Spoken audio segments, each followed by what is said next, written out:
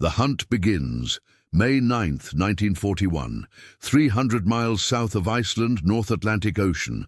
The water is black glass beneath a curtain of fog.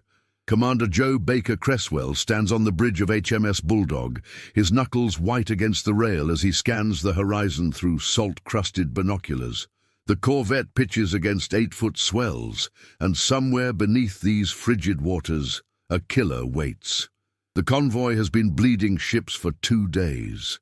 7 merchantmen gone, sent to the bottom by invisible predators. Baker-Cresswell knows the statistics. Every convoy loses an average of 3 ships now. But 7? That suggests coordination. That suggests Wolfpack tactics perfected by Karl Donitz's U-boat fleet. ASDIC contact bearing 030, range 1,200 yards. The shout cuts through the wind from below deck.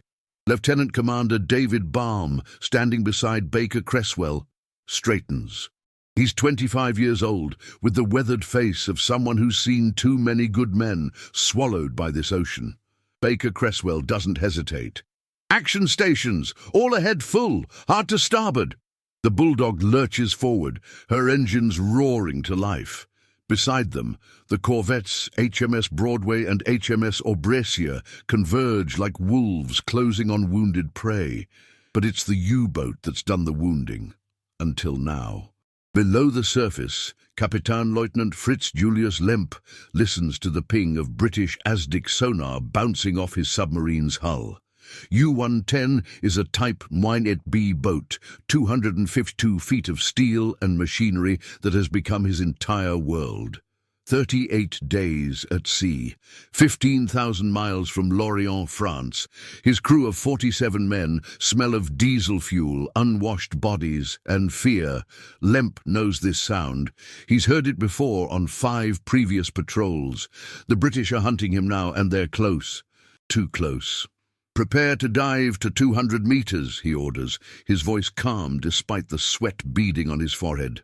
The control room is cramped, lit by red emergency lighting. His executive officer, Oberleutnant zur See Erich Dahlhaus, repeats the command down the speaking tube. But U-110 has a problem. Her trim is off after firing torpedoes at the convoy. She's sluggish, responding slowly to the diving planes. The British know this hunting ground too well. The first depth charge explodes 100 feet above them.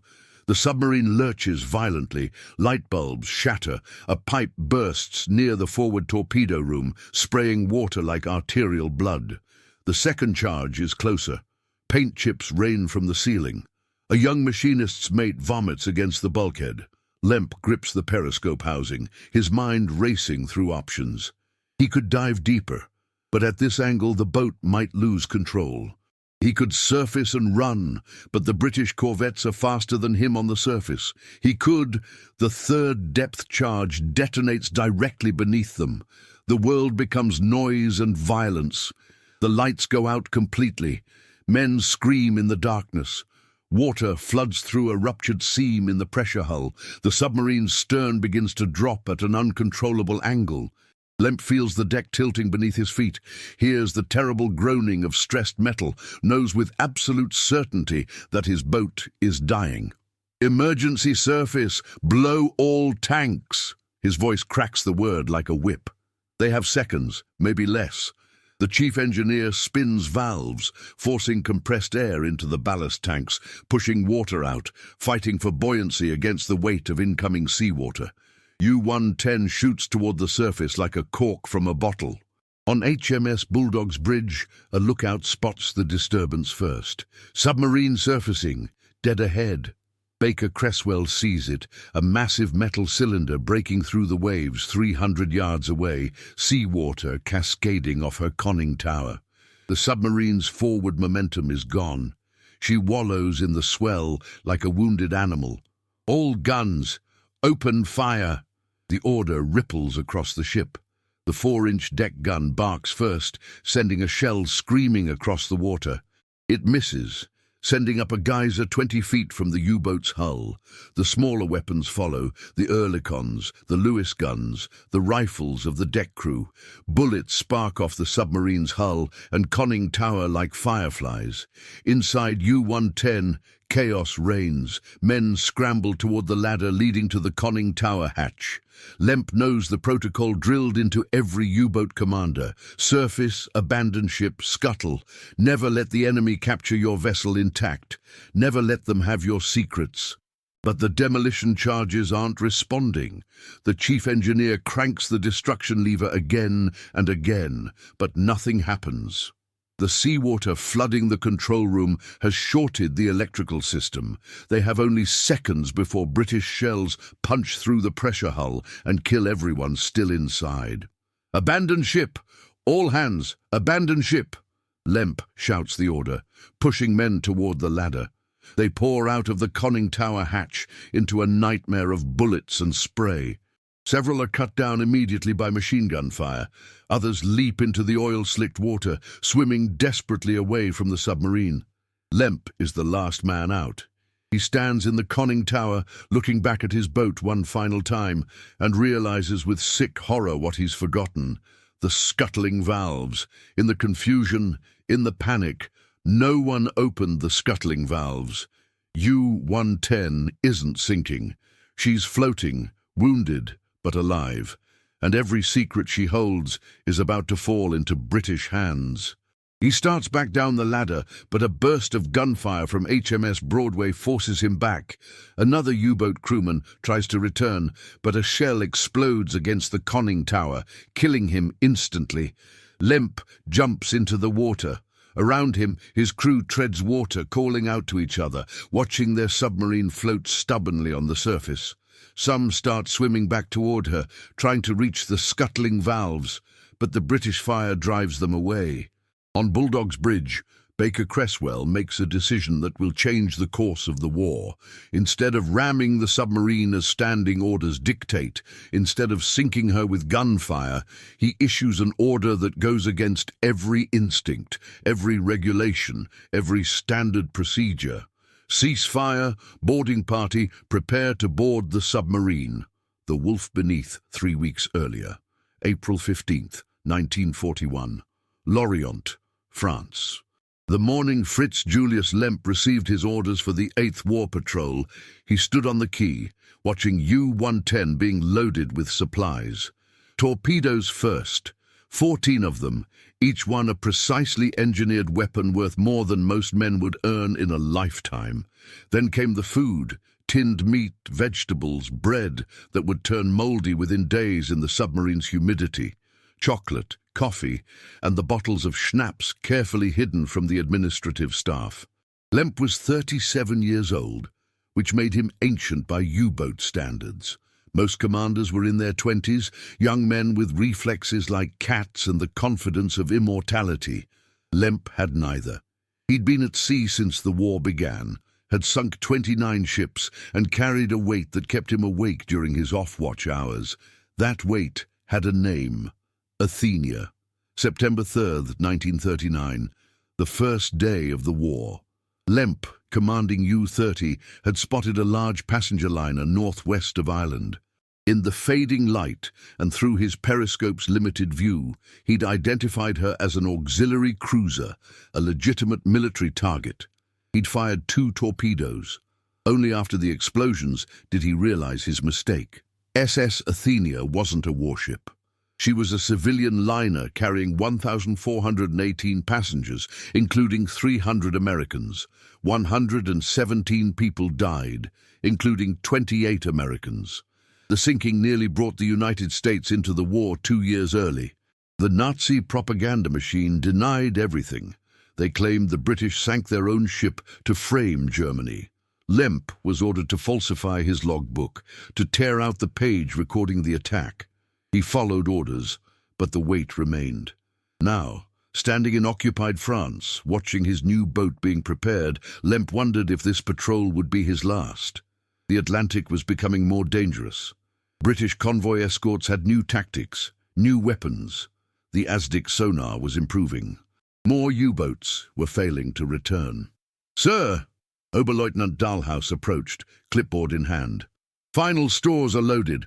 We have provisions for 60 days, though we'll stink like corpses by day 40. He grinned, trying to lighten the mood. Lemp didn't smile. "Weather forecast." Deteriorating. Storms expected across our patrol zone. Perfect for hunting. The convoys can't see us in heavy seas. That was the theory. But storms also meant depth keeping became treacherous. The submarine could be pushed too deep by pressure waves, crushed like an empty can, or pushed to the surface unexpectedly, exposed to patrol aircraft. U-110 was a Type Moyet B, one of the larger oceanic submarines. She displaced 1,051 tons submerged, could reach speeds of 18.2 knots on the surface, and had a range of 8,700 nautical miles. Her pressure hull could theoretically withstand depths of 330 feet, though prudent commanders rarely exceeded 250 feet. The crew was already aboard, 47 men who would share a space smaller than most people's homes for the next 2 months. 4 officers, including Lemp, 16 petty officers, 27 enlisted men, each one carefully selected, trained, and indoctrinated in the Nazi ideology that painted this war as a noble struggle. Lemp knew better. He'd seen what torpedoes did to merchant ships. He'd watched through his periscope as men burned in oil-covered water, as lifeboats capsized in North Atlantic storms, as ships broke in half and dragged their crews into the depths. There was nothing noble about it, but he also knew what would happen if he refused to sail. Court-martial, execution probably, given his Athenia secret. His family would suffer.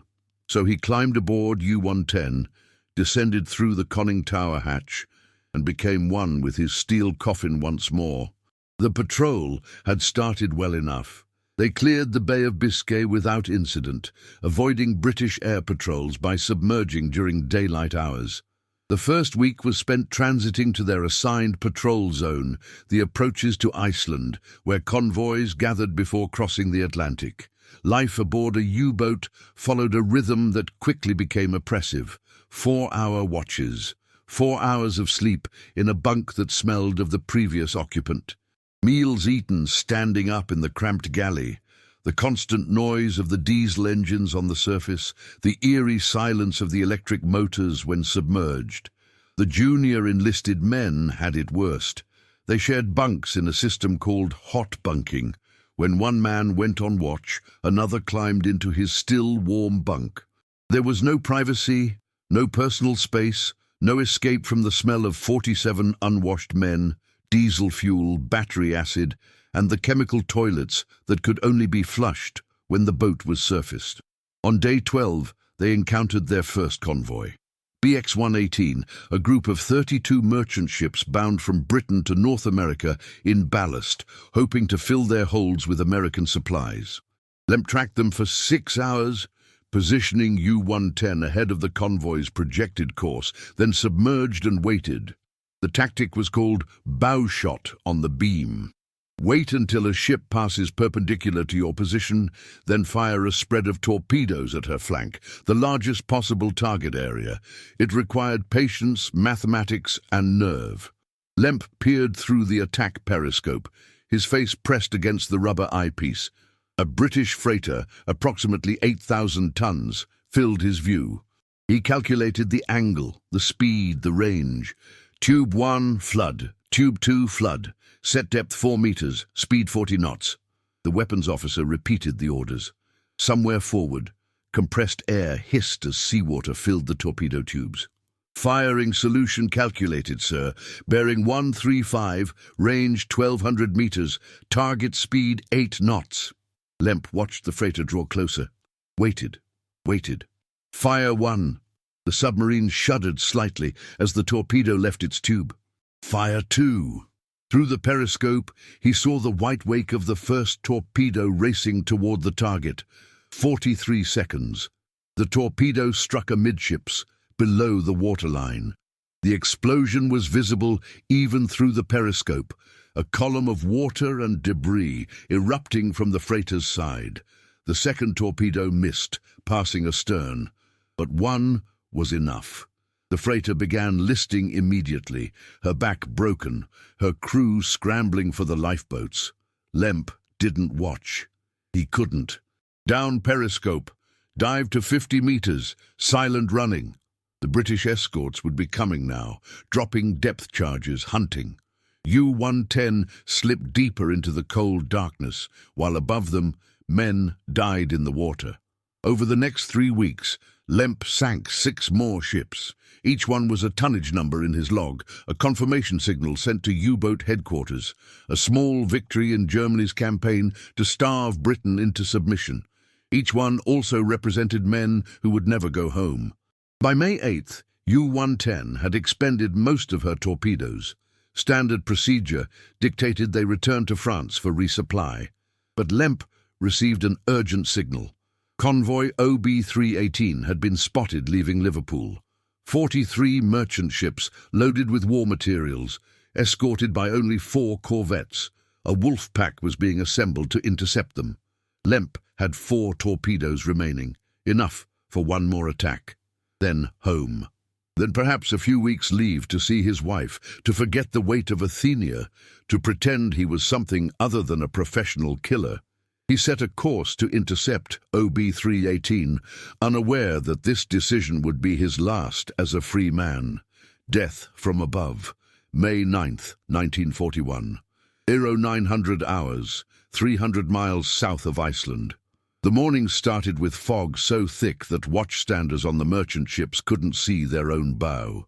Convoy OB-318 steamed through the grey murk at 8 knots, each ship maintaining position by sound signals, whistles and horns echoing through the mist like lost souls calling to each other. Aboard the Commodore ship, a veteran merchant captain named Thornton worried. Fog meant safety from air attack, but it also meant his ships could collide. Worse, it made them vulnerable to submarines. The U-boats didn't need visibility. They hunted by sound, by hydrophone, by instinct. His worry was justified. 10 miles ahead, 5 German submarines were converging on his position. U-110, U-201, U-556, U-94, and U-147. Together, they carried 67 torpedoes and the coordinated tactics that had made Karl Dönitz's Wolfpack strategy the most feared threat in the Atlantic. Fritz Julius Lemp stood in U-110's control room, listening to the hydrophone operator's reports. Multiple propeller sounds, bearing 280. Estimate 40-plus contacts. High-speed screws bearing 295. Escorts, probably corvettes. The convoy, right where headquarters predicted it would be.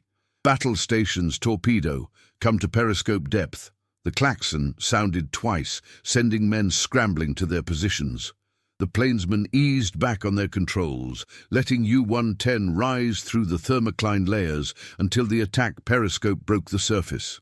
Lemp pressed his face against the eyepiece and scanned. Fog. Grey water. More fog. Then shadows in the mist. Large shadows moving slowly. Merchant ships. Bearing 285, range 2,000 meters. Large freighter, possibly 10,000 tons. He made his decision. 1 ship. Then dive deep and escape. His last kill of the patrol. His last action before going home. Stand by tubes 1 and 2. What Lemp didn't know was that HMS Bulldog, HMS Broadway, and HMS Aubritia had been equipped with Type 286M radar, a new technology that could detect submarine conning towers even through fog. What he didn't know was that his presence had already been reported to Commander Baker-Cresswell, who was quietly positioning his 3 escorts in a trap. What he didn't know was that his war was about to end. The hydrophone operator's voice cut through the control room like a knife. High-speed screws, multiple contacts closing fast. Lemp swung the periscope. Emerging from the fog like ghosts, 3 British corvettes were bearing down on his position. How? How had they found him? Emergency dive! Take her to 100 meters, all ahead full! But U-110 was at periscope depth, bow heavy from the loaded forward torpedo tubes, and the British were already too close. Lemp heard the distinctive splash of depth charges hitting the water. He counted 6 seconds, 7, 8. The world exploded. The first pattern of depth charges caught U-110 as she was still diving through 40 meters. 8 canisters, each loaded with 300 pounds of amatol explosive, detonated in a precise cube around the submarine. The combined shockwave hammered the pressure hull like a giant's fist. Cork insulation rained from the overhead. The gyro compass failed. A gauge burst, spraying high-pressure air. A crewman's nose erupted blood from the pressure change. The lights flickered, dimmed, then switched to emergency power. "Damage report!" Lemp shouted over the chaos. Reports flooded in from throughout the boat. Port diving plane jammed, steering sluggish. Minor flooding in the stern torpedo room. Battery compartment reporting cracked cell casings. Battery acid mixing with seawater could create chlorine gas, deadly in the confined spaces. "Can we dive?" Lemp demanded. The chief engineer shook his head. "The trim is wrong, sir. The flooding aft is making us bow light. If we try to go deeper, we'll lose control." And another pattern of depth charges exploded, farther away this time. The British were guessing now, saturating the area, but they'd find the range again soon. Lemp faced the terrible mathematics of submarine warfare. He could stay submerged and risk losing control, sending his boat and crew into the crushing depths, or he could surface into a storm of British gunfire. The next pattern was closer. A pipe burst in the galley, spraying scalding water. A young seaman screamed. The submarine lurched violently to starboard, her pressure hull groaning. "We're flooding faster, sir," the engineer reported, his voice tight. "I can't stop it." Lemp looked at his officers, at his crew, at these men he'd led through 8 patrols and 10,000 miles of ocean. Saw their faces, young faces, terrified faces, faces that trusted him to save them. He made his choice. Emergency surface. Blow all ballast tanks. Your boarding party. The moment U-110 broke the surface, Lieutenant Commander David Balme knew he had seconds to make history. Baker-Cresswell's order to cease fire had shocked everyone on HMS Bulldog's deck. Regulations required immediate destruction of enemy submarines. Every instinct screamed to ram her, to finish her with gunfire, to send her crew and her secrets to the bottom. But Baker-Cresswell had seen something in that wallowing U-boat. An opportunity. A chance to capture intelligence instead of corpses. "Mr. Balme, take a boarding party, 8 men armed. Get aboard that submarine and see what you can bring back." Baker-Cresswell's voice was calm, but his eyes betrayed the magnitude of what he was asking. Balme grabbed the first men he could find, Sub-Lieutenant John Howe, able seaman Norman Taylor, stoker Leslie Poulter, 5 others whose names would be classified for decades. They piled into HMS Bulldog's whaler, a small boat lowered by davits, armed with revolvers and rifles, weapons that would be useless if the submarine suddenly flooded and sank beneath them. The sea was angry, 8-foot swells pushing the whaler away from the submarine, even as the crew rowed toward her. Oil coated the water, making it slick and rainbow-colored. German crewmen floated among the debris, some swimming toward HMS Broadway to surrender, others floating face down, killed by British gunfire or drowned in their attempts to reach the scuttling valves. Balme watched the U-boat as they approached. She sat low in the water, her conning tower battered by shellfire, her deck awash. Seawater poured from holes in her hull, but she wasn't sinking. Not yet. "Sir, what if it's booby-trapped?" Taylor asked, voicing what everyone was thinking. "Germans could have rigged demolition charges, could be set to blow as soon as we board." "Then we'll die," Balme answered simply. "Row faster." The whaler thumped against the U-boat's hull. Up close, the submarine was massive, a metal monster that smelled of diesel fuel and death. Balme grabbed a deck rail and pulled himself up onto the slippery deck, his heart hammering. The others followed. The conning tower hatch stood open, a black rectangle leading into unknown darkness. Smoke drifted from inside, electrical fire, battery acid, or worse. Balme drew his revolver and pointed it into the hatch, listening. Silence. Except for water dripping, machinery groaning, and the rush of his own blood in his ears. "Could be crew still inside, sir," Howe whispered, "waiting to ambush us." "Could be." Balme took a breath and started down the ladder into hell. The interior of U-110 was a nightmare of destruction and confusion. Emergency lights cast red shadows. Water sloshed ankle-deep in the control room. Gauges were shattered. Wiring hung from the overhead like intestines. The smell was overwhelming. Fuel, chemicals, vomit, fear. But no Germans. The crew had abandoned completely. "Taylor Poulter, check the forward compartments. Howe, search aft. Look for anything, papers, books, machines, anything that looks important." Balme's voice echoed in the confined space. As his men spread out, Balme stood in the control room and tried to understand what he was seeing. This was the enemy's most closely guarded secret, the interior of a U-boat. British intelligence had been desperate for this information. How did the Germans navigate underwater? What technology did they use? What were their capabilities? His eyes settled on a table bolted to the bulkhead. On it sat a grey-green typewriter mounted in a wooden box. It was unlike any typewriter Balme had ever seen. 3 rotors visible through a glass window, a plug board with cables connecting letters, a keyboard with no numbers. He'd never heard of an Enigma machine, but his instinct screamed that this was important. "Sir! Sir!" Taylor's voice came from forward, urgent. "You need to see this." Balme moved through the submarine carefully. She could still sink at any moment, could still flood, could still become his tomb. He found Taylor in the radio room, a cramped space filled with equipment and, more importantly, documents, books, logbooks, code sheets, charts, signal books, a treasure trove of intelligence scattered across desks and shelves, some already soaked with seawater, but many still dry. "Get everything," Balme ordered. "Every paper, every book, every scrap. Get it topside now."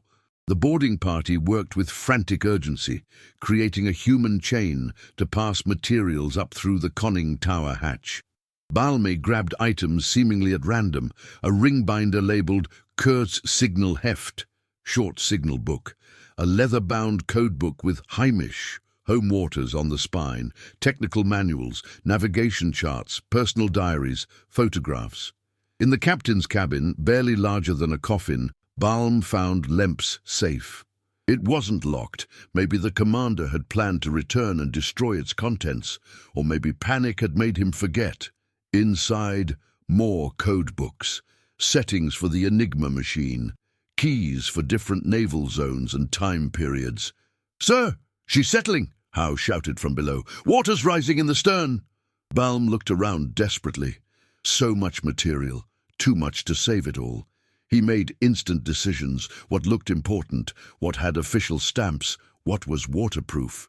His arms filled with books and papers, he scrambled topside just as HMS Bulldog sent across a tow line. For the next 3 hours, they worked. More men came across from Bulldog, including engineers who tried to pump out the flooding compartments and keep U-110 afloat long enough to tow her to Iceland. Balme made repeated trips into the submarine, each time bringing up more intelligence material. He found binoculars designed for the conning tower watch, a book of radio codes, spare Enigma rotors in a watertight container, charts showing patrol routes and rendezvous positions, a manual on how to evade British Aztec, technical drawings of new torpedo designs. On his final trip, water was pouring through seams in the pressure hull. The submarine was dying, slowly flooding from wounds that couldn't be repaired at sea. Balme stood in the control room one last time, looking at that strange grey-green typewriter, and made a decision that would alter the course of the war. He unplugged every cable from the Enigma's plug board, carefully noting their positions on a paper diagram. He lifted the machine from its mountings, and he carried it topside, cradling it like an infant, praying it wouldn't slip from his wet hands into the ocean. The moment he handed the Enigma to waiting sailors on HMS Bulldog's deck, Commander Baker-Cresswell issued the order to cut the tow lines. U-110 was sinking faster now, her bow tilting toward the sky as her stern dropped. There was nothing more they could do. Balme watched from Bulldog's deck as the U-boat's final moments played out. The stern vanished first, dragging the rest of the hull vertical. For 30 seconds, the bow pointed at the sky like a monument. Then she slid beneath the waves, disappearing into 3,000 feet of water. Fritz Julius Lemp watched too, from HMS Broadway's deck, where he'd been pulled from the water. He stood among his surviving crew, wrapped in blankets, shivering from hypothermia and shock. When U-110 vanished, several of his men began to cry. Lemp didn't cry. He felt only numbness, and beneath that, a cold certainty that he'd failed his final mission. The submarine was gone. 32 of his crew had survived capture. 15 had died, killed in the depth charge attack, shot during the surface action, or drowned trying to reach the scuttling valves. But worst of all, somehow, he'd failed to destroy his boat's secrets. He didn't know about the boarding party. He didn't know that British sailors had spent 3 hours looting U-110's intelligence material. He didn't know that the most closely guarded secret of the German Navy, the Enigma cipher machine, was now in enemy hands. What he did know was that when he returned to Germany, if he returned, he would face a court-martial for losing his boat. The fact that he'd saved 32 lives by surrendering wouldn't matter. In Nazi Germany, surrender was betrayal. Lemp stood on HMS Broadway's deck and watched his past sink into the Atlantic. His future, he suspected, had sunk with it. The prize, May 12, 1941. Scapa Flow, Orkney Islands, Scotland. Commander Ian Fleming, yes, that Ian Fleming, future creator of James Bond, currently serving as personal assistant to the Director of Naval Intelligence, watched as wooden crates were carried off HMS Bulldog onto the dock. Each crate was marked with a red, Most Secret designation. Each one represented material captured from U-110. Fleming had a flair for the dramatic, which made him perfect for intelligence work. He'd personally designed Operation Ruthless, an abandoned plan to deliberately crash a captured German bomber into the English Channel, rescue the crew of a German rescue vessel, then steal their Enigma and codebooks. Now, without any dramatic plan, without any daring rescue operation, the British had stumbled into the intelligence coup of the century. Baker-Cresswell had been clever. Instead of radioing ahead about the capture, transmissions that German listening posts might intercept, he'd simply brought his convoy to Scapa Flow and handed over the material directly to naval intelligence officers. Only then did reports begin filtering through the system about what exactly had been captured. Fleming opened the first crate with a crowbar.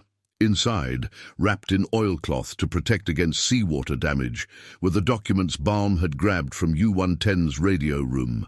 The short signal book, Kurt's Signal Heft, was a revelation. It listed thousands of pre-coded messages that U-boats used to communicate with headquarters. Position reports, contact reports, damage reports, supply requests. Each message was reduced to a 4-letter code, then enciphered with Enigma. Now, British intelligence could reverse that process. The Kriegsmarine grid chart showed how the German Navy divided the Atlantic into squares for position reporting. U-boats would report their location by grid reference, allowing headquarters to coordinate Wolfpack operations. With this chart, British intelligence could now understand where U-boats were operating simply by intercepting their position reports. But the real treasures were the Heimisch, home waters, naval Enigma keys, and the spare rotors. Fleming knew enough about Enigma to understand its significance. The British had been working on breaking German ciphers since before the war began. Polish cryptographers had provided crucial information about Enigma's mechanical design. British mathematician Alan Turing had designed machines called bombers that could deduce Enigma settings through brute force calculation. But Enigma had one critical vulnerability. You needed to know the daily settings, the rotor's starting positions, the plugboard connections, the ring settings. Without these keys, even knowing how Enigma worked mechanically wouldn't help you read encrypted messages. Before U-110, the British had been trying to deduce these settings through cryptanalysis, a process that took weeks or months and often failed completely. Now, they had actual key lists showing the daily settings for several months ahead. Fleming picked up one of the spare rotors. It was a mechanical disc with 26 electrical contacts on each face, wired internally in a complex pattern. The 3 rotors used in naval Enigma could be arranged in any order from a set of 8 possible rotors, creating astronomical numbers of combinations. "This changes everything," he muttered. A car arrived. Out stepped Commander Edward Travis, Deputy Director of the Government Code and Cipher School at Bletchley Park, the secret facility 50 miles north of London, where Britain's best mathematicians, linguists and cryptographers were working to break Axis codes. "Is it real?" Travis asked, his eyes fixed on the Enigma machine Fleming was holding. "It's real, naval Enigma, complete with rotors, plugboard and keys for the next 2 months. Travis picked up the short signal book, flipped through pages of 4-letter codes, and smiled. "Gentlemen, we've just won the Battle of the Atlantic." He was almost right. Secret cargo. The material captured from U-110 filled 3 vehicles for the drive to Bletchley Park. An armed escort accompanied them. 4 motorcycles with mounted machine guns, a lead car with armed Royal Marines, and a tail car in case of ambush. German spies in Britain were rare, but if they learned what was being transported, they'd risk anything to destroy it. Alan Turing was waiting at Bletchley's gate when the convoy arrived. He was 38 years old, brilliant to the point of eccentricity and responsible for the mathematical breakthroughs that made breaking Enigma theoretically possible. Now he'd have the practical tools to make theory reality. "Take it to Hut 8, Turing ordered, as crates were unloaded. Hut 8 was the wooden building housing the German naval section, 20 cryptographers and support staff who'd been struggling for months to break the U-boat cipher. Harry Hinsley, a young Cambridge graduate working in Hut 8, watched as the Enigma was unpacked. He'd spent countless hours analyzing intercepted German naval traffic, trying to understand the patterns, searching for any weakness that might reveal the daily settings. Now he had those settings printed in black and white, in captured codebooks. "Test it," Turing ordered. They selected an intercepted message from May 10th, the day after U-110's capture. Set the rotors according to that day's keys from the captured material. Type the encrypted message into the Enigma. German plaintext appeared letter by letter. The room erupted in cheers. They'd done it. After months of frustration, after thousands of hours of futile analysis, after watching convoy after convoy savaged by U-boats they couldn't track, they'd finally broken naval Enigma. But Turing didn't celebrate. He understood the deeper problem. The captured keys would only last for the dates covered by the codebooks, perhaps 2 or 3 months. After that, they'd be back to cryptanalysis, back to guessing, back to weeks-long delays in breaking the codes. "We need to exploit this while we have it," he told the Hut 8 staff. "Every decrypted message teaches us something about how they use Enigma. Every pattern we identify now will help us break it faster when the keys expire." And for the next 2 months, Bletchley Park read German naval communications almost in real time. U-boat position reports, attack reports, weather reports, damage reports, everything transmitted by the submarines flowed through Enigma, and now everything flowed to British intelligence. The Operational Intelligence Centre, OIC, in London, received the decrypts and used them to plot U-boat positions on massive wall maps. When wolf packs gathered to intercept convoys, the OIC could now see them forming and route convoys around the threat. When U-boats reported mechanical failures or low fuel, Allied anti-submarine groups could hunt them when they were most vulnerable. The impact was immediate and dramatic. In May 1941, the month of U-110's capture, German U-boats sank 325,492 tons of Allied shipping. In June, with Bletchley reading Naval Enigma, losses dropped to 310,143 tons. By July, 121,075 tons. By August, 310 tons. The wolf packs were still hunting, but their prey kept escaping. Convoys that should have sailed into ambushes somehow changed course at the last moment. U-boats that positioned themselves across convoy routes found empty ocean. Attack groups that gathered in strength discovered their targets had been rerouted. At U-boat headquarters in Lorient and Paris, Admiral Karl Dönitz stared at the operational maps in growing frustration. His submarines were sending perfect contact reports. His staff was plotting optimal intercept courses. His Wolfpack tactics should be working. But somehow, impossibly, the convoys kept slipping away. "Do they know?" his chief of staff asked. "Do the British have our codes?" Dönitz considered it, then dismissed the idea. Impossible. Enigma was mathematically unbreakable. German cryptographers had proven it. The machine had millions of possible settings. Even if the British captured an Enigma, they couldn't deduce the daily keys without impossible luck or impossible computing power. "No," Dönitz decided. "They're using better radar, better direction finding, better convoy routing. We need to adjust our tactics." He never knew how close to the truth he'd come. He never knew that U-110 had been captured intact. British intelligence, with Churchill's direct approval, had implemented the most successful security operation of the war, convinced the Germans their submarines were being sunk, not captured. HMS Broadway had officially reported sinking U-110 with depth charges. The survivors, including Fritz Julius Lemp, were segregated in special POW camps where they had no contact with other prisoners. British intelligence officers interviewed them carefully, never revealing that anything had been captured, always asking questions that suggested the submarine had sunk quickly with all hands. The deception worked. German naval intelligence concluded that U-110 had been destroyed completely. There was no security review, no changing of codes, no suspicion that Enigma had been compromised. The secret was so closely held that even most British naval officers didn't know, including the crews of the ships that had attacked U-110, who believed they'd simply gotten lucky during the boarding. The captured keys ran out in July 1941. Suddenly, Bletchley Park couldn't read naval Enigma anymore. The monthly U-boat sinking statistics began climbing again. 142,985 tons in September, 156,554 tons in October, 104,588 tons in November.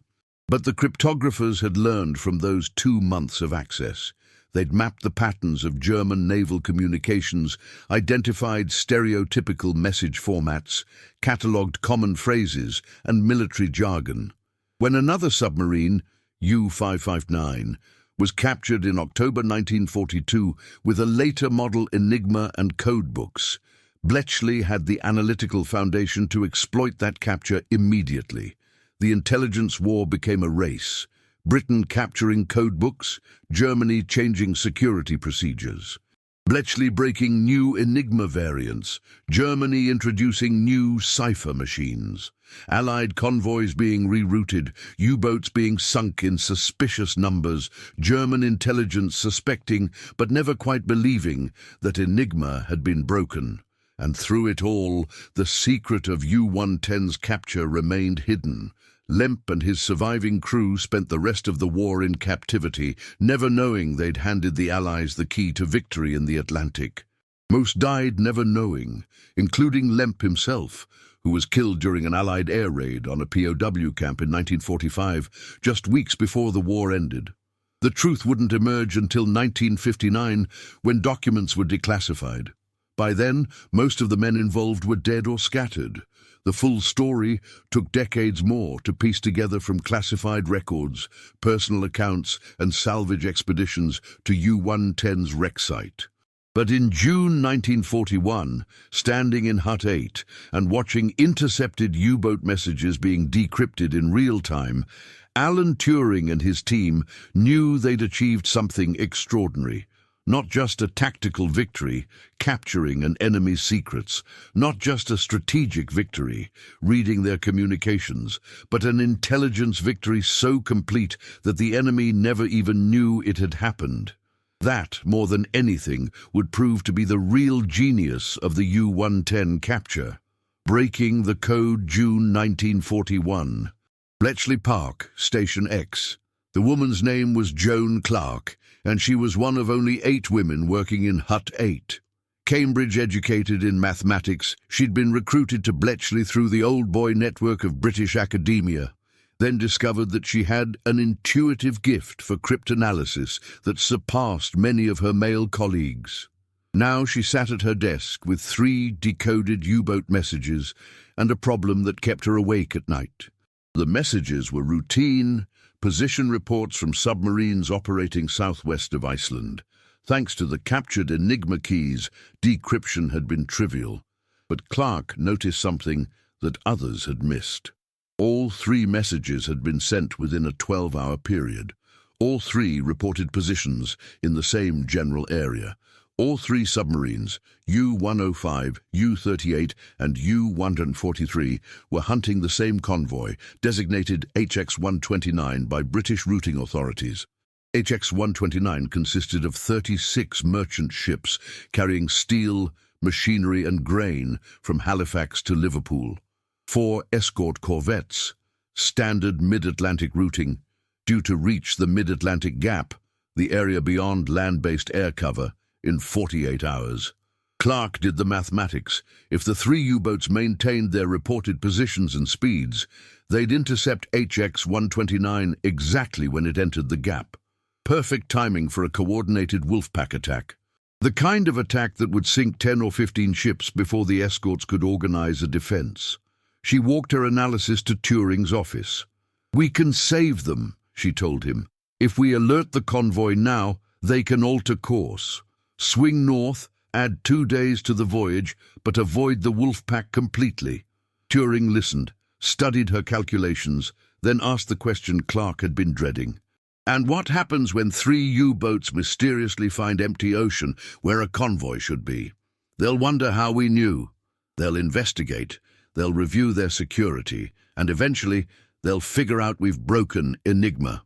Turing set down the decoded messages. "Joan, I need you to understand something. This intelligence is more valuable than 1 convoy. It's more valuable than 10 convoys. If we use it carelessly, if we reveal our advantage too quickly, the Germans will change their codes and we'll be blind again. So we let them die." Clark's voice was sharp. 36 ships, hundreds of sailors. We let them sail into an ambush when we could save them. We save the ones we can save without revealing the source. We position anti-submarine groups to hunt those U-boats based on direction finding or aerial reconnaissance.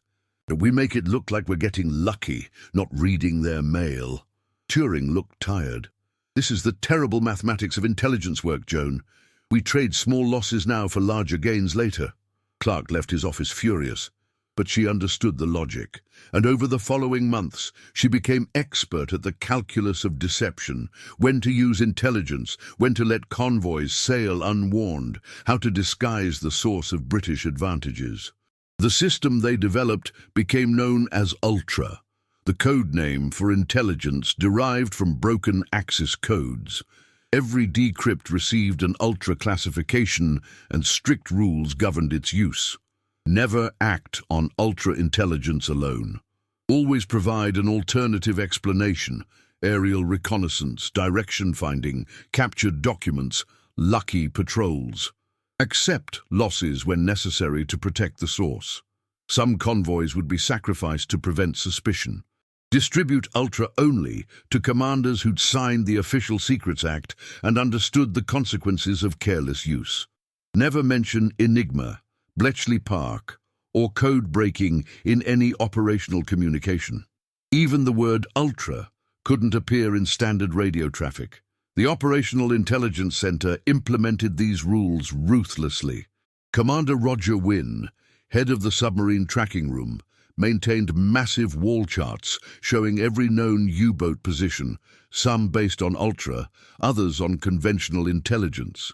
When convoys needed rerouting, the orders came wrapped in cover stories about weather patterns or intelligence reports from undisclosed sources. Sometimes the deception required elaborate theater. When Ultra revealed a U-boat refueling at a specific mid-Atlantic position, The OIC couldn't simply send destroyers to that location. It would be too suspicious. Instead, they'd dispatch a reconnaissance aircraft to accidentally spot the submarine, then vector in surface ships based on the aircraft's visual contact. The U-boat crew, when interrogated after capture, would report being discovered by air patrol, not realizing they'd been tracked by decoded messages for days. The system worked because German commanders had absolute faith in Enigma's security. When convoys escaped wolf-pack ambushes, Dönitz blamed bad weather, faulty intelligence, or timid submarine commanders. When U-boats were intercepted by Allied anti-submarine groups, he attributed it to improved radar and direction-finding equipment. The possibility of compromised codes was investigated multiple times and dismissed every time. German cryptographers ran the numbers. Enigma had 158 soon, 962 soon, 550 soon, 217, 826, 360,000 possible settings. Even if the British captured a machine and had infinite computing power, they couldn't test every possibility in less than a human lifetime. The math said it was impossible. What the math didn't account for was human error. German radio operators made mistakes, using predictable message formats, repeating stereotypical phrases, transmitting weather reports with obvious content. These mistakes created patterns, and patterns created vulnerabilities. The captured codebooks from U-110 had given Bletchley the foundation to exploit those vulnerabilities. By September 1941, Turing's team had developed techniques to break daily Enigma settings even without captured keys, though it took hours or days instead of minutes. The bomb machines, mechanical computers designed specifically for Enigma cryptanalysis, could test thousands of rotor settings per hour. When fed with cribs, guessed plain text phrases, they could find the correct daily settings through elimination. The U-110 capture had provided something more valuable than keys. It had provided examples of how German operators used Enigma in practice. Message formats, standard phrases, protocol procedures. These became cribs that made the bombs effective. Hugh Alexander, another Hut-8 cryptographer, described it as learning the enemy's accent.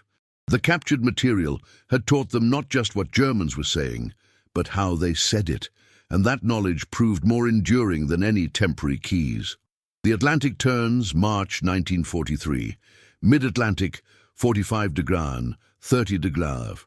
Commander Peter Gretton stood on HMS Duncan's bridge and watched 38 merchant ships steam past his position.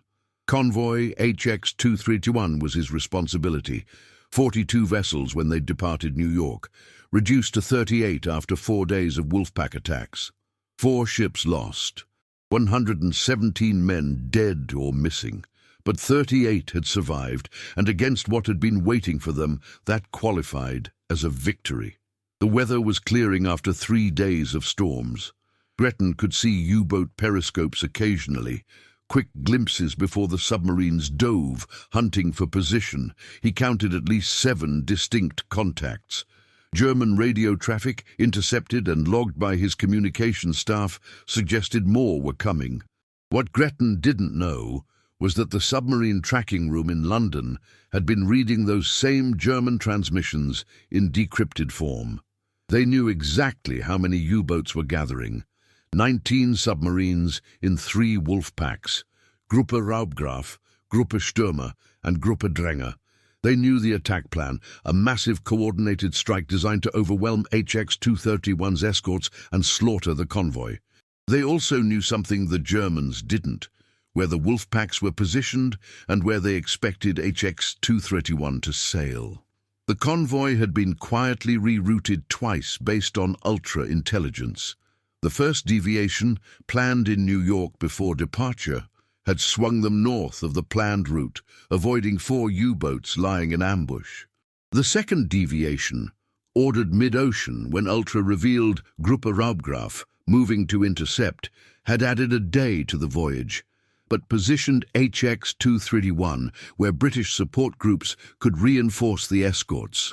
Support groups were a new concept, destroyer flotillas that didn't escort specific convoys but ranged across the Atlantic hunting U-boats. They were expensive. Keeping destroyers at sea required massive fuel consumption and maintenance. But with Ultra guiding them to where wolf packs were gathering, support groups had become devastatingly effective. HMS Hesperus, leading support group B2, received an Ultra-based tasking order disguised as routine patrol instructions. Proceed to 45° and 32° Liu, conduct anti-submarine sweep. Intelligence suggests U-boat activity in area. Commander Donald McIntyre read the message and knew what it really meant. Bletchley had found something, and he was being positioned to exploit it. He found U-191 on March 20th. The submarine was running on the surface, charging batteries, when Hesperus's radar detected her at 8 miles. McIntyre increased speed to intercept, and U-191's lookout spotted the destroyer too late. The submarine crashed, but McIntyre had Type 144 sonar, more advanced than anything available in 1941, and held contact through the dive. The first depth charge pattern missed. U-191's commander, Oberleutnant Erich Fiedler, took his boat deep and tried to slip away. But McIntyre anticipated the move, positioned Hesperus where the submarine would surface, and waited. When U-191 came up for air 2 hours later, exhausted from the depth charge attack and running low on battery power, Hesperus was waiting 300 yards away. The 4-inch deck gun fired before U-191 could dive again. The shell struck the conning tower, killing the watch officer and wounding 2 lookouts. Fiedler had no choice. "Abandon ship! Open the scuttling valves!" But this time, unlike with U-110, the demolition charges worked. U-191 sank within 6 minutes, taking 12 crew members with her. The remaining 36 were pulled from the water by Hesperus, cold, defeated, wondering how the British destroyer had found them so quickly in such a vast ocean. McIntyre couldn't tell them. Instead, his report claimed the U-boat was detected by standard patrol procedures and engaged based on radar contact during surface charging routine. No mention of intelligence, no hint of Ultra. Just another lucky intercept in an ocean full of submarines. Across the Atlantic, this scene repeated itself with increasing frequency. U-boats gathering for wolf-pack attacks found Allied anti-submarine groups already waiting. Submarines low on fuel, heading for supply rendezvous, were intercepted before they reached the tanker U-boats. Boats damaged in convoy actions and limping home were hunted down by destroyers that seemed to know their exact routes. The Germans called it the Black May of 1943. In that single month, 41 U-boats were lost, 15% of the entire operational U-boat force. The loss rate was unsustainable.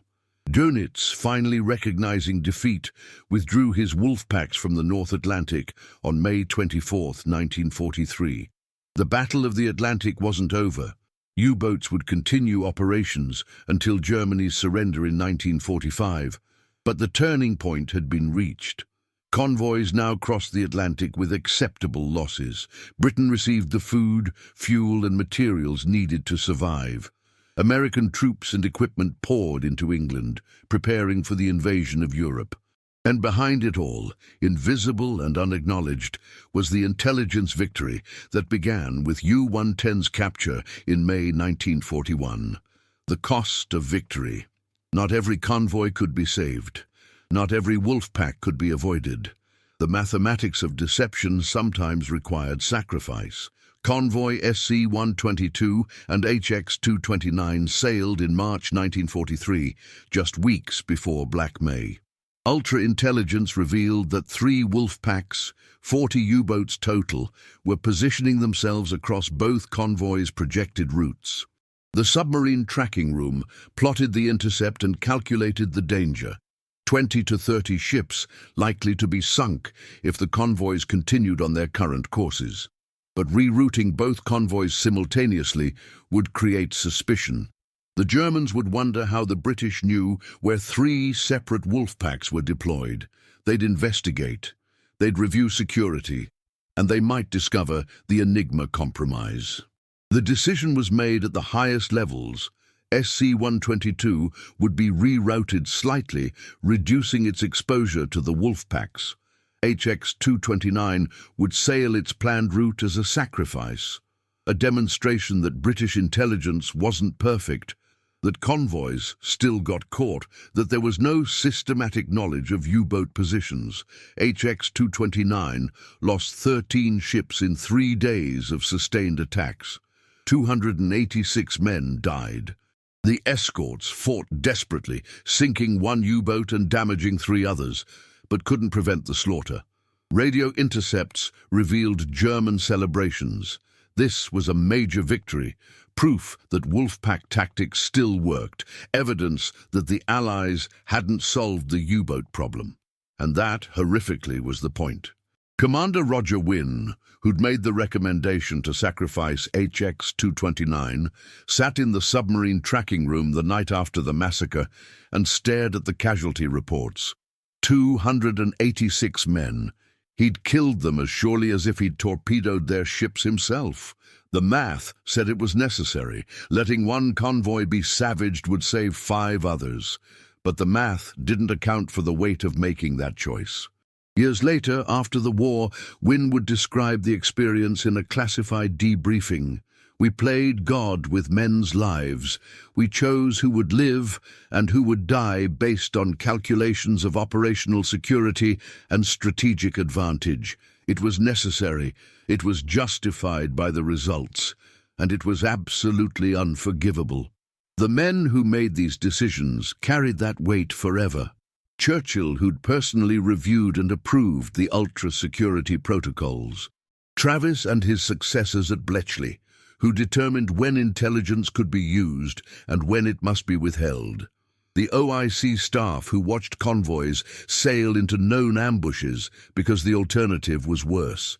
They lived with the mathematics of consequentialism, the philosophy that actions should be judged by their consequences rather than their inherent morality. Letting HX-229 be savaged saved the ultra-secret. Saving the ultra-secret enabled continued code-breaking.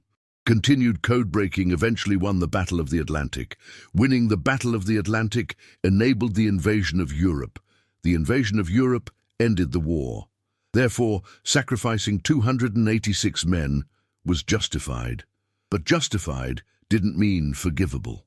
The other cost came in silence.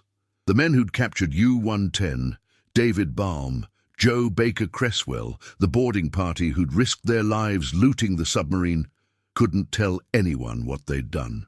They were sworn to secrecy under the Official Secrets Act, threatened with prison if they revealed anything, and watched as official histories credited other events with turning the tide in the Atlantic.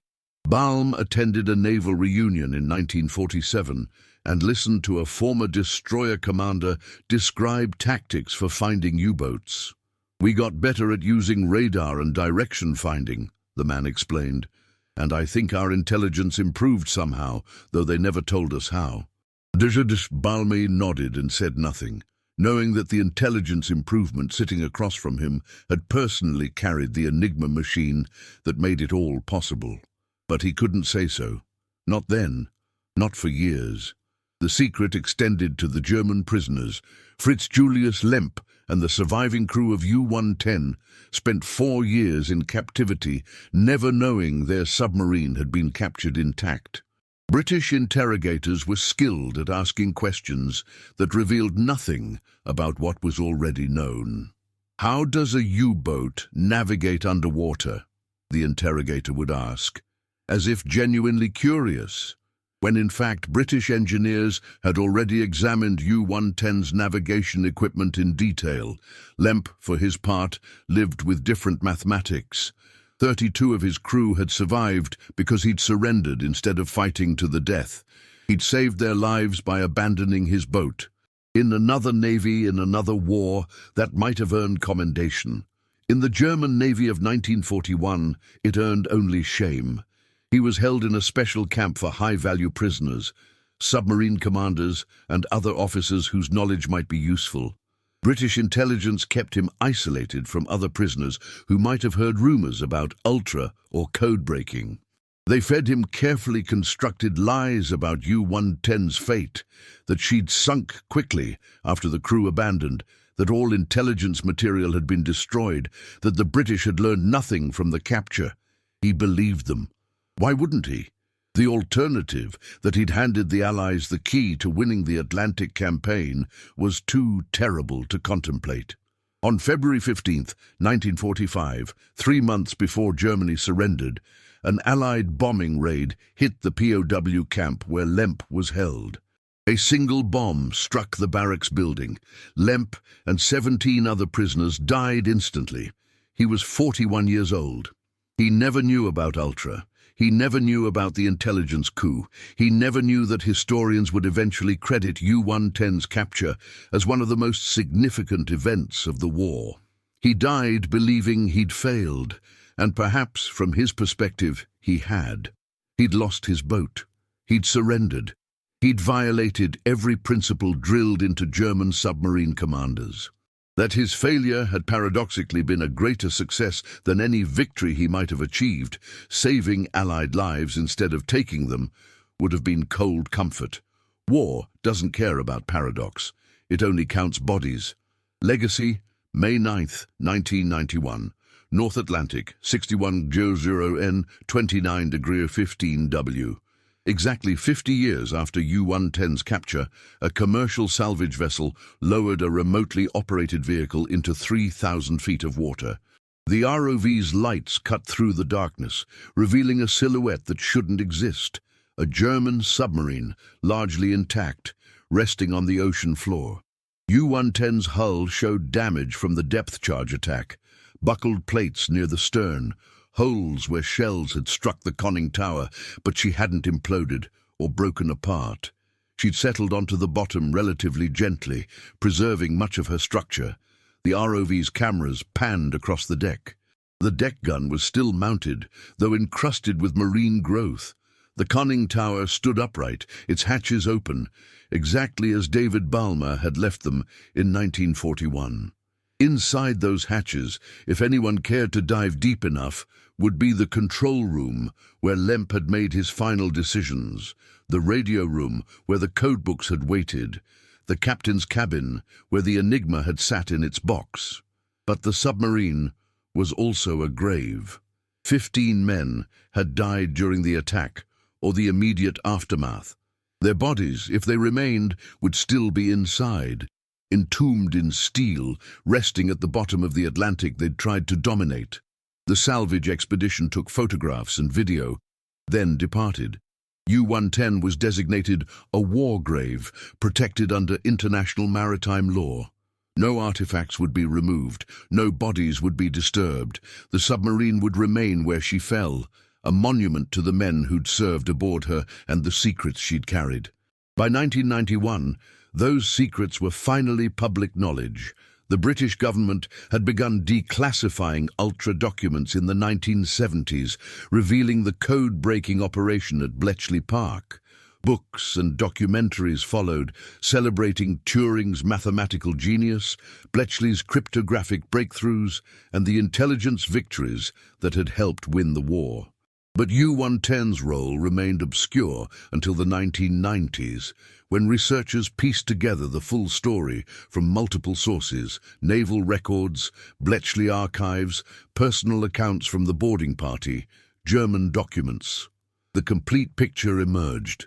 A single submarine, captured by luck and daring, had provided the foundation for the most successful intelligence operation of World War II.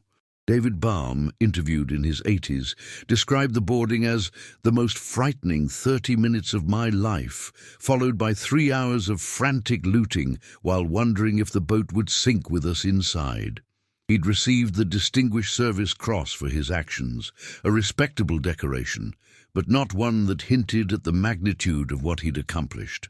"We couldn't talk about it for decades," Balme explained. "My wife knew I'd boarded a submarine, but not what we'd found. My children grew up hearing stories about the war, but never the most important one. When the secret finally came out, I was retired and the world had moved on. But I'm glad people finally know. Those men in Hut 8, the ones who actually broke the codes, they deserved recognition.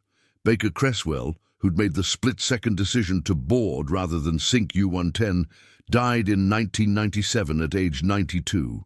His obituary mentioned his role in the capture, but focused mainly on his later career as a rear admiral. Few readers would have understood that his decision that morning in May 1941 had altered the trajectory of the war. The cryptographers at Bletchley received belated recognition as well. Alan Turing, persecuted after the war for homosexuality and driven to suicide in 1954, was eventually acknowledged as one of the greatest minds of the 20th century. Joan Clark, who'd worked alongside him in Hut 8, received her own recognition as one of Britain's pioneering female cryptographers. The bomb machines, once classified beyond top secret, became museum pieces celebrating human ingenuity. But the men of U-110, both the boarding party and the German crew, mostly disappeared into history. Balme and a few others lived long enough to see their actions acknowledged. Most didn't. The sailors who'd rowed the whaler through heavy seas to reach the submarine, who'd climbed aboard not knowing if she'd sink or explode, who'd passed documents hand over hand through the conning tower hatch. Their names appeared in classified reports, but rarely in public histories. And the German crew, 32 survivors, spent 4 years in captivity, then returned to a defeated nation that didn't want to hear about military service. Many never spoke about their experience. Some took the secret of U-110's capture, or rather, their ignorance of what was captured, to their graves. The mathematics of the achievement become clear only in retrospect. Historians estimate that Allied code-breaking shortened the Battle of the Atlantic by at least 2 years. Every month, the battle continued cost hundreds of merchant ships, thousands of sailors' lives, and millions of tons of war material. Shortening the campaign by 2 years therefore saved approximately 1,500 ships, 15,000 lives, and enabled the invasion of Europe to proceed on schedule. U-110's capture didn't win the war alone. The conflict involved millions of soldiers, thousands of battles, countless individual acts of courage and sacrifice. But that single submarine, boarded during a brief window of opportunity in May 1941, contributed to victory in ways that transcended its size and importance. In 2001, the Royal Navy commemorated the 60th anniversary of U-110's capture with a ceremony at the National Memorial Arboretum. Veterans from both sides attended, now elderly, most in their 80s, former enemies standing together to remember a battle fought long ago. One German veteran, a machinist's mate from U-110, spoke briefly. "We were following orders. We were fighting for our country, as we understood it. When I learned years later what our submarine's capture had accomplished, how it had helped defeat us, I felt strange, betrayed maybe by our own technology, but also, perhaps it was better this way. Better that intelligence and cleverness won, rather than just more killing." An English veteran, one of HMS Bulldog's crew, responded, "You fought well. Your commanders failed you by believing their codes were unbreakable. War is often decided by such failures, mistakes and assumptions that turn out to be wrong. We were lucky. You were unlucky. That's the difference." As the ceremony concluded, as the elderly veterans departed, as the memorial stood silent in the English countryside, U-110 remained on the ocean floor where she'd fallen. 3,000 feet down, in darkness and cold, the submarine that had changed the course of World War II rested with her dead. Above her, the Atlantic continued its ancient rhythm. Waves rose and fell, storms formed and dissipated, ships crossed the ocean, carrying cargo and passengers, unaware of the graveyard beneath them, the thousands of vessels, Allied and German, that had sunk during 6 years of brutal naval warfare. The Battle of the Atlantic was the longest continuous campaign of World War II, lasting from September 1939 to May 1945. More than 30,000 Allied merchant sailors died. Germany lost 783 submarines and approximately 28,000 U-boat crew, a 75% casualty rate that made it one of the most dangerous services in any military. U-110's contribution to ending that slaughter came not through force, but through failure. By surviving just long enough to be boarded, by carrying just the right combination of equipment and documents, by being captured at precisely the moment when British cryptographers needed exactly what she carried, the submarine achieved more in defeat than she ever could have in victory. That's the final paradox of U-110's story. Fritz Julius Lemp's greatest success came through his greatest failure.